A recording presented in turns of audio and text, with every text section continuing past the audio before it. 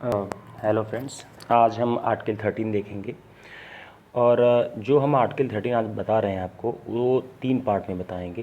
पहली बात देख लीजिए कि आर्टिकल 13 के जो 4 सब क्लॉज हैं वो मैं बताऊंगा आपको इस वीडियो में और बताऊंगा मैं डॉक्ट्रिन ऑफ सेपरेबिलिटी, ठीक है, या डॉक्ट्रिन ऑफ सेपरेबिलिटी, ये मैं बताऊंगा, ये डॉक्ट्रिन आज इस वीडियो में। नेक्स्ट वीडियो में बताऊंगा आपको जो दूसरा डॉक्ट्रिन है, दूसरा डॉक्ट्रिन है, उसको मैं बताऊंगा आपको। और तीसरे वीडियो में बताऊंगा कि जो वेवर ऑफ फंडामेंटल राइट है वो हो सकता है कि नहीं। मतलब कोई भी इंडियन सिटीजन जो है अपने फंडामेंटल राइट को वेव ऑफ कर सकता है कि नहीं। उसमें एक बहुत बड़ा लैंडमार्क जजमेंट है जिसमें वेवर ऑफ फंडामेंटल राइट को सुप्रीम कोर्ट ने बहुत अच्छे से समझाया है। वो लैंडमार्क जजमेंट है विशेषरनाथ वर्सेस इनकम टैक्स कॉरपोरेशन, ठीक है, विशेषरनाथ 1959 का केस है।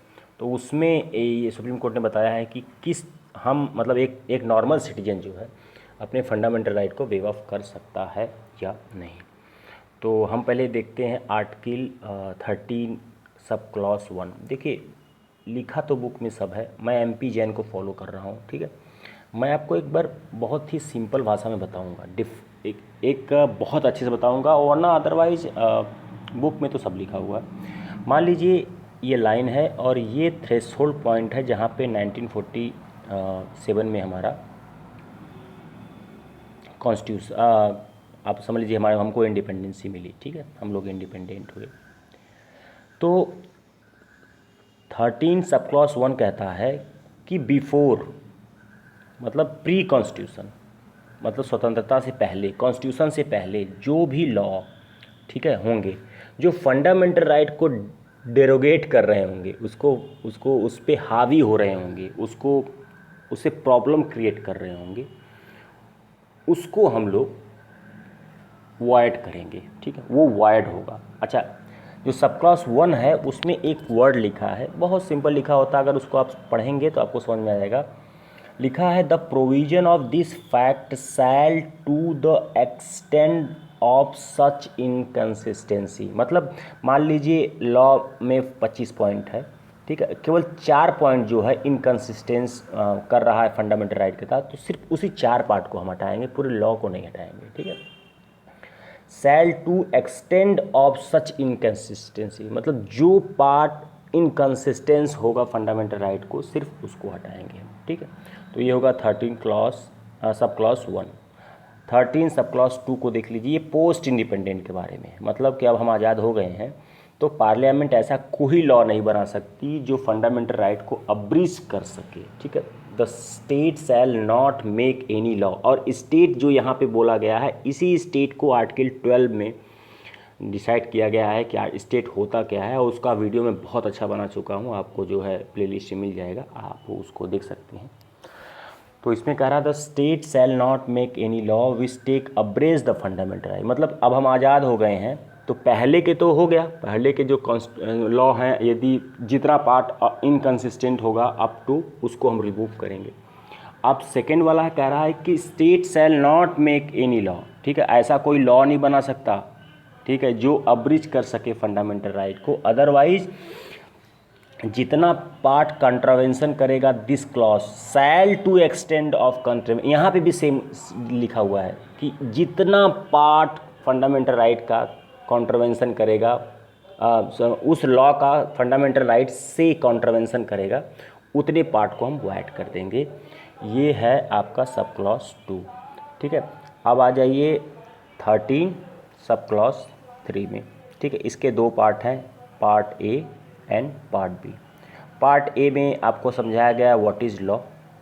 लॉ मतलब क्या होता है लॉ में नोटिफिकेशन आ जाएगा, ऑर्डिनेंस आ जाएगा, ऑर्डर आएगा, बाई लॉ आएगा, रूल आएगा, रेगुलेशन आएगा, नोटिफिकेशन आएगा, कस्टम आएगा, यूजेज आएगा।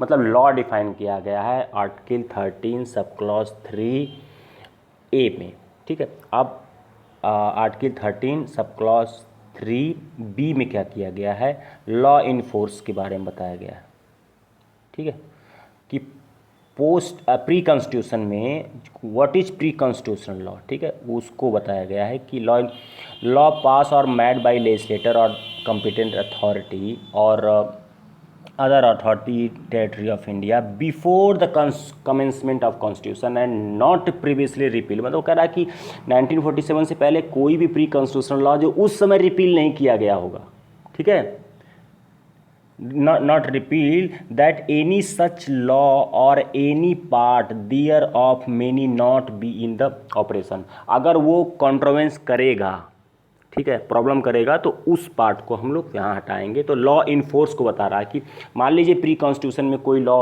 इनफोर्स में है, ठीक है, बहुत से लॉ इनफोर्स में है, लेकिन वो उस समय उसको वैलिड किया गया था, उसको रिपील नहीं किया गया था, उस समय वो एकदम ओके था। लेकिन अगर अभी नौटंकी करेगा फंडामेंटल राइट के साथ तो उसको हम हटाएंगे, क्योंकि supreme court totally fundamental right और बेसिक स्ट्रक्चर के लिए काम करती है। मेरे हिसाब से सुप्रीम कोर्ट फंडामेंटल राइट और बेसिक स्ट्रक्चर के अलावा किसी के लिए काम नहीं करती, ठीक है। अब देखिए 13 सब क्लॉज 4 को देख लीजिए।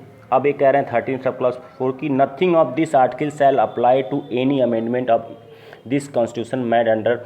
मतलब कह रहे हैं कि यदि आर्टिकल 368, आपको ये पता होगा कि स्पेसिफिक अमेंडमेंट जो होता है उसको हम बाद में बताएंगे क्या होता है स्पेसिफिक अमेंडमेंट, वरना बहुत बड़ा हो जाएगा। कह रहा है कि 368 के जरिए यदि बनाया गया है कोई लॉ तो उस पे जो है उसको वाइड नहीं किया जाएगा। लेकिन देखिए अब केशवानंद भारती हो चुका है, तो लेकिन क्या है कि अगर 368 के जरिए फंडामेंटल राइट को अब्रिज किया जाएगा तो हम कुछ नहीं बोलेंगे, लेकिन अगर 368 के जरिए बेसिक स्ट्रक्चर उड़ाया गया तो हम फिर उसको रिव्यू करेंगे, जुडिशियल रिव्यू करेंगे। जुडिशियल रिव्यू की पावर होती है, आप वो जानते ही हैं, सुप्रीम कोर्ट के पास, उसको किसी अन्य वीडियो में हम देखेंगे। तो ये कह रहा है कि 13 सब क्लॉज 4 कहता है कि 368 के जरिए अमेंडमेंट हुआ है और फंडामेंटल राइट को अब्रिज किया गया है तो ठीक है, हम नहीं कहेंगे कुछ, लेकिन अगर बेसिक स्ट्रक्चर को अब्रिज करोगे तो उस पर फिर उसको हम नल एंड वाइड करने की कोशिश करेंगे। तो ये हुआ आपका तीनों आर्टिकल 13 के चारों सब क्लॉज, ठीक है। और अब हम देखेंगे इसमें, अच्छा, कोई भी चीज़ कैसे इनवैलिड की जाएगी, किस तरह उसको वाइड की जाएगी, कितने पार्ट तक वाइड की जाएगी, वो दो डॉक्ट्रिन से क्लियर हो रही थी, doctrine of severability and doctrine of, अभी इसका नाम मेरे मुंह पे नहीं आ रहा है, ठीक है। तो आज हम देखेंगे डॉक्ट्रिन ऑफ सेवरेबिलिटी, ठीक है। और जो दो डॉक्ट्रिन है वो जुडिशियल रिव्यू के जरिए, मतलब कोई भी लॉ बनेगा तो जुडिशियल रिव्यू के जरिए हम उसको कंसीडर करेंगे।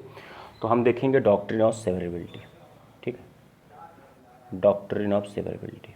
देखिए डॉक्ट्रिन ऑफ सेवरेबिलिटी को डॉक्ट्रिन ऑफ सेवरेबिलिटी भी कहते हैं, ठीक है, डॉक्ट्रिन ऑफ सेवरेबिलिटी कहते हैं सेपरेट करना, किसी चीज़ को अलग कर देना। सिंपल भाषा में मतलब अगर कोई मान लीजिए 25 सेक्शन का कोई लॉ है, ठीक है, यदि उसमें 3 सेक्शन फंडामेंटल राइट के साथ प्रॉब्लम क्रिएट कर रहे हैं, ठीक है, प्रॉब्लम क्रिएट कर रहे हैं, वो फंडामेंटल राइट को अब्रिज कर रहे हैं, उसको इरोड करने की कोशिश कर रहे हैं, तो पूरे लॉ को हम नहीं हटाएंगे, केवल 3 पार्ट को ही रिमूव कर देंगे। उसमें एक है RMDC वर्सेस, बहुत बड़ा लैंडमार्क जजमेंट है, RMDC versus union of India 1957 का केस है। इसमें 5 ऑब्जर्वेशन सुप्रीम कोर्ट देगी, मैं आपको बताऊंगा, वो बहुत ज़बरदस्त है, उसको आप देखिएगा, ठीक है। इसमें कह रहा है act may not be void as whole, मतलब पूरा होल नहीं होगा, मे नॉट बी मतलब हो भी सकता है और नहीं भी हो सकता है, इसलिए मे लिखा हुआ है सब, ठीक है। Only a part of it may be void and if that part is separate from the rest, मतलब यदि तीन को हम हटा दें 25 से, which is valid and the rest may be continue to stand and remain operative, मतलब यदि 3 को हटा देंगे तो कितना बचेगा 22, अब 22 ऑपरेटिव होगा, ठीक है। तो यही है डॉक्ट्रिन ऑफ सेवरेबिलिटी और डॉक्ट्रिन ऑफ सेवरेबिलिटी। इसमें पहला केस है AK गोपालन वर्सेस स्टेट ऑफ मद्रास का, ठीक है, इसको देख लीजिए, AK गोपालन वर्सेस स्टेट ऑफ मद्रास का है केस। इसमें क्या है कि कोई सेक्शन था प्रिवेंटिव डिटेंशन लॉ का, सेक्शन 17, ठीक है। ये सेक्शन जो है ये फंडामेंटल राइट के लिए प्रॉब्लम क्रिएट कर रहा था, तो ये इनकंसिस्टेंट था फंडामेंटल राइट के साथ, तो सुप्रीम कोर्ट ने इसको सिर्फ इसी सेक्शन को रिमूव करके बाकी पूरे प्रिवेंटिव डिटेंशन एक्ट को ऑपरेट कर दिया। मतलब कह दिया कि बाकी सब ठीक है, बस इसको हटा दो क्योंकि ये फंडामेंटल राइट को अब्रीज कर रहा है। दूसरा केस लॉ है आपको the state of Bombay versus FN वलसारा का, ठीक है। द स्टेट ऑफ बॉम्बे, देखिए लिखने के पे मत जाइएगा, मेरी बात को बहुत गौर से सुनिएगा। प्रॉब्लम हो सुनने में तो वीडियो को जो है थोड़ा पीछे करके भी आप सुन सकते हैं। और मैं आपको बता दूं, जो मैं बुक कवर कर रहा हूं, मैं शुरू में ही बता चुका हूं, MP जैन की जो कॉन्स्टिट्यूशन ऑफ इंडिया की बुक आती है उसको कवर कर रहा हूँ, उसको देख रहा हूँ, उसी के 1 बाय 1 पेज को मैं पढ़ा रहा हूँ, ठीक है। तो इसमें क्या हुआ था कि बॉम्बे प्रोविजन एक्ट 1949 का section 13 sub clause B fundamental right के लिए प्रॉब्लम क्रिएट कर रहा था, तो कोर्ट ने सिर्फ इसी को वाइड कर दिया। बॉम्बे प्रोविजन एक्ट 1949 को एट रिमेन एक्टिवेट रखा, बस इसमें इसके सेक्शंस 13 सब क्लॉज B को इन्होंने अनऑपरेटिव अवॉइड कर दिया, बाकी सब ठीक है, ठीक है। अब देखिए RMDC बहुत बड़ा लैंडमार्क जजमेंट है, RMDC versus union of India 1957 का ये केस है। इसको आप केशवानंद भारती केस कह सकते हैं क्योंकि इसमें 5 ऑब्जर्वेशन सुप्रीम कोर्ट ने दिया था। और यहीं पे सबसे बड़ी बात है, इसको समझने की कोशिश करिएगा। ये MP जैन के 1 बाय 1 लाइन को मैंने कवर किया हुआ है।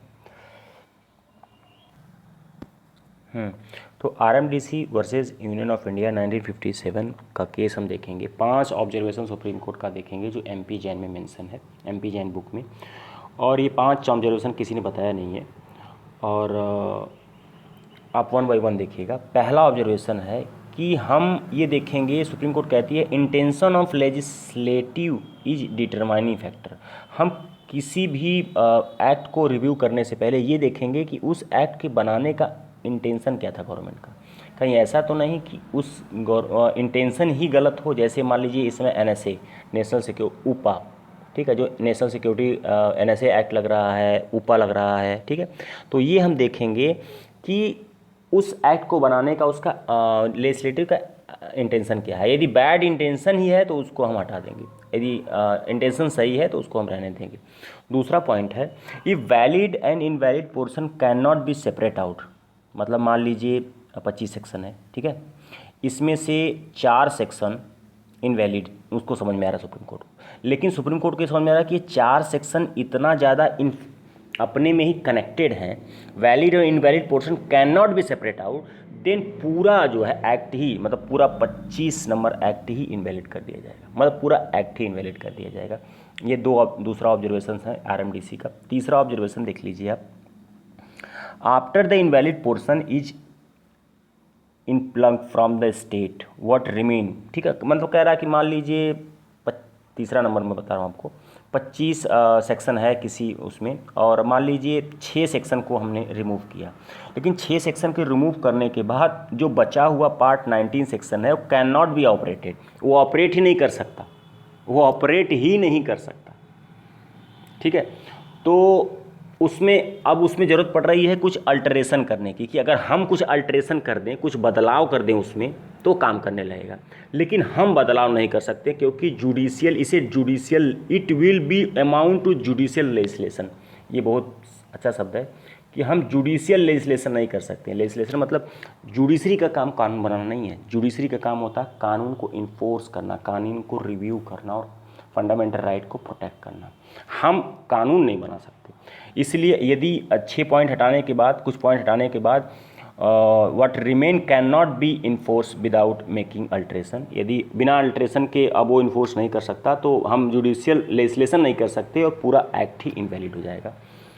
चौथा ऑब्जर्वेशन देख लीजिए आप, ठीक है। चौथा ऑब्जर्वेशन कहा था कि the invalidity of part will be result in the failure. मतलब वो कह रहा है कि यदि 25 पॉइंट है और उसमें से 6 पॉइंट हट जा रहा है, 19 पॉइंट ऑपरेटिंग हो गया, ठीक है।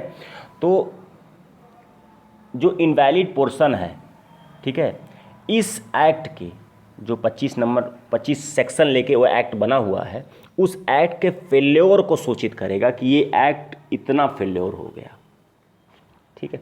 5वां नंबर देख लीजिए। 5वां नंबर थोड़ा सिंपल है, बहुत अच्छा है कि मान लीजिए कोई चीज़ मैंने ओमिट कर दिया, ठीक है, 25 में से मैंने 6 पॉइंट ओमिट कर दिया, हटा दिया, ठीक है। लेकिन ये हटाना इतना मुश्किल हो कि ये मतलब 25 पॉइंट पूरे सेक्शन से इतना फाइनली थिन हो और ट्रंकेटेड हो, वो इससे इतना मिला हुआ हो कि उसको हटा पाना बहुत मुश्किल हो। ठीक है, उसको हटा पाना बहुत मुश्किल हो, और यदि मैंने उसको हटा दिया तो जो 19 सेक्शन लेके लॉ बना हुआ है उसका मीन ही बदल गया। ठीक है, आउट ऑफ जिस तरह लेजिस्लेशन में अपना रूप लेके निकला था, विधानसभा या संसद से जो रूप लेके वो एक्ट निकला था, यदि मैंने उसको हटा दिया थिन पार्ट को और ट्रंकेटेड पार्ट को, तो उसकी वैल्यू ही बदल गई, उसका कोई मतलब ही नहीं है, तो पूरा एक्ट ही इनवैलिड हो जाएगा। तो ये 5 ऑब्जर्वेशन है RMDC versus union of India 1957 का। नेक्स्ट वीडियो में हम Besram versus state of Maharashtra और बसेसरनाथ वर्सेस इनकम टैक्स देखेंगे। ये 2 केस लॉ है वेवर ऑफ फंडामेंटल राइट, क्योंकि क्या कोई नागरिक जो है अपने फंडामेंटल राइट को वेव ऑफ कर सकता है कि नहीं। ये बहुत अच्छा टॉपिक है, इसको कोई कवर नहीं किया है। हमारा वीडियो कैसा लगा आप बताइएगा, लाइक करिएगा, शेयर करिएगा, सब्सक्राइब करिएगा, और जो भी क्वेरी हो आप कमेंट बॉक्स में पूछ सकते हैं। Thank you.